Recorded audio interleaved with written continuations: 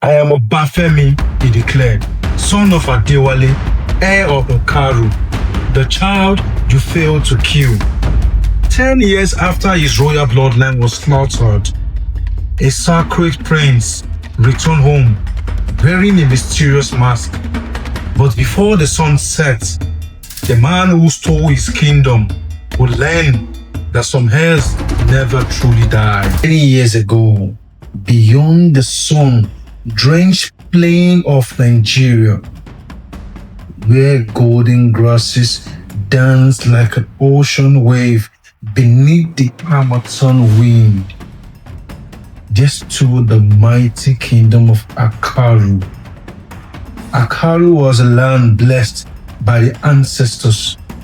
It is a river never run dry. Its harvest fed neighboring kingdoms. Its warriors were feared. Its kings were respected. And upon the throne sat King Adewale the Lion, a ruler so wise that disputes ended before the sword could be drawn. Under his reign, the kingdom flourished. But prosperity attracts envy, and envy often fears the face of friendship. Among the king's trusted advisors was a man named Chief Olatunji. He bowed low before the king. He smiled before the people. He spoke softly, yet inside him lived a hunger darker than midnight. Every day he gazed upon the royal throne. Every day he imagined himself sitting upon it. Every day greed whispered into his ears. Until one night, greed became an action. The moon hid behind thick clouds. The palace drums were silent. Even the guards seemed sleepy beneath the darkness. That was when the betrayal began. Like shadows slipping through cracks in a wall, armed men entered the royal compound. The palace gates were opened from within. Gold had purchased loyalty. Fear had purchased silence. Blood would purchase a kingdom. The attack came swiftly. Steel flashed. War cries shattered the night. Royal guards fell, defending their kings. Mothers screamed, children ran. Fire swallowed the royal quarters. By dawn, King Adewale lay dead. The queen was gone. The royal household had been butchered, or so everyone believed. Hidden beneath a wagon, carrying sacks of yam, was a single survivor, Prince Obafemi, only 18 years old.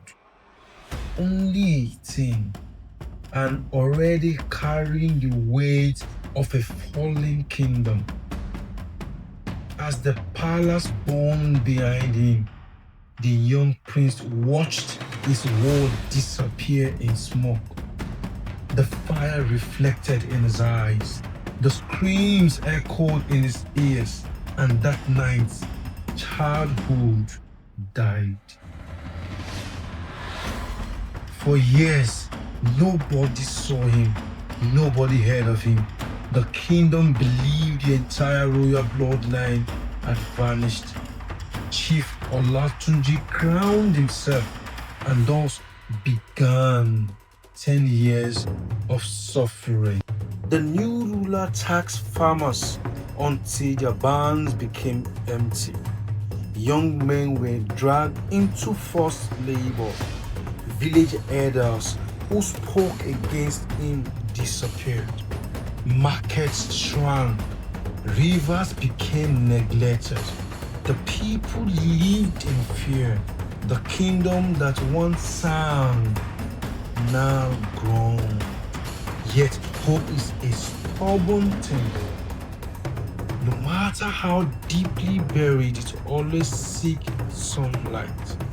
Far beyond the distant hills, the lost prince grew into a man forged by hardship, a man trained by authors, a man taught by wandering warriors, a man sharpened like a blade. Yet the greatest scar he carried was not inside, it was upon his face, a terrible wound received during the night of the massacre. A scar stretched across his skin like a jagged river, a permanent reminder of betrayal. When he finally looked into a mirror years later, he did not see the boy prince. He saw a survivor, and so he carved a mask, not from ivory, not from gold, but from the sacred wood blessed by village elders. A handmade African mask, simple, powerful, mysterious. Behind it, he became something greater than a prince. He became a legend. Then, one morning, 10 years after the coup, a masked traveler appeared at the gate of Akaru. No one recognized him, not the guards, not the merchants, not even the servants who once carried him in their arms. He walked through the kingdom unnoticed, listening, observing, and remembering. He saw hungry children. He saw abandoned farms. He saw fear hiding behind every smile. And with every sight, his resolved and but a kingdom is not reclaimed through anger alone. The prince understood this. Steel may win battles, yet loyalty wins kingdoms. So he moved carefully, quietly, patiently, like a leopard stalking prey through tall grass. He visited forgotten chiefs. He spoke with retired warriors. He met elders in secret. And at night, lanterns glowed inside hidden huts. Whispers traveled through villages. Promises were exchanged. Ancient hope were renewed. Little by little, the kingdom began to awaken. The people did not know his face, yet they knew his spirit, for his father had once carried that same fire, that same courage, that same sense of justice. And soon, rumors spoke. A ghost walks among us. A masked warrior has come. The bloodline lives. The hair has returned. Many found the stories funny, and many villagers laughed and mocked at the story of the masked man. And Chief Olatunji had built his throne upon a mountain of corpses. Ghosts do not reclaim thrones, but deep inside, fear stirred, because guilty men fear the dead. The day of reckoning arrived during the festivals of ancestors. Thousands gathered in the royal square. Drums thundered, dancers spun, priests offered blessings. The entire kingdom watched. Then from the crowd emerged the masked stranger, silent, calm, purposeful. He walked towards the throne. The soldiers moved to stop him, yet something unexpected happened. They lowered their weapon one by one. Then another, then another, because many of them had already pledged themselves to the true heir.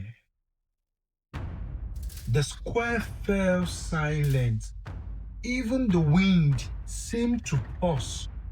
The marksman stood before the usurper for the first time in 10 years.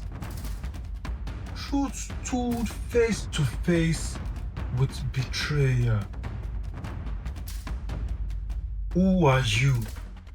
The false king demanded. The stranger said nothing. Slowly, he removed his mask. Gasps swept through the crowd. The scar remained. The wound remained, but so did the royal features. The eyes of King Adewale, the face of the lost bloodline, the face of destiny. I am Obafemi, he declared, son of Adewale, heir of Akaru, the child you failed to kill. The crowd erupted. Some cried, others fell to their knees. The elders wept openly, for before them stood living proof that the royal lineage had survived. What followed was swift. The usurper attempted to flee, but there is no escape from justice. When an entire kingdom rises against tyranny, the traitor was captured. His crimes were exposed, his reign ended, and the truth he had told was taken away from him forever. When Prince Obafemi finally sat upon the throne of his ancestors, the kingdom did not celebrate merely because a king had returned. They celebrated because hope had returned, honor had returned, justice had returned. The rivers flowed again, the farms flourished, the market grew, children laughed without fear, and peace settled upon Akaru once more. Yet, even after becoming king, Obafemi kept the wooden mask, not as a symbol of shame, but as a reminder that the kingdoms are not lost in a single night.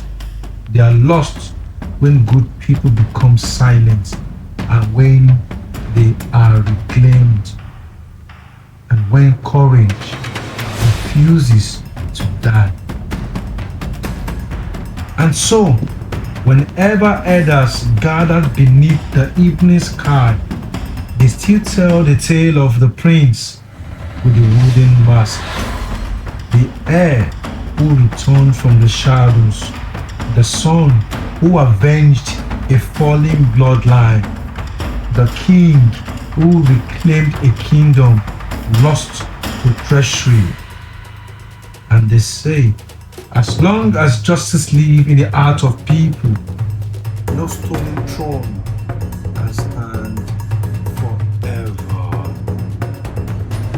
Thank you for watching and God bless you. Please subscribe for more of our stories. Thank you.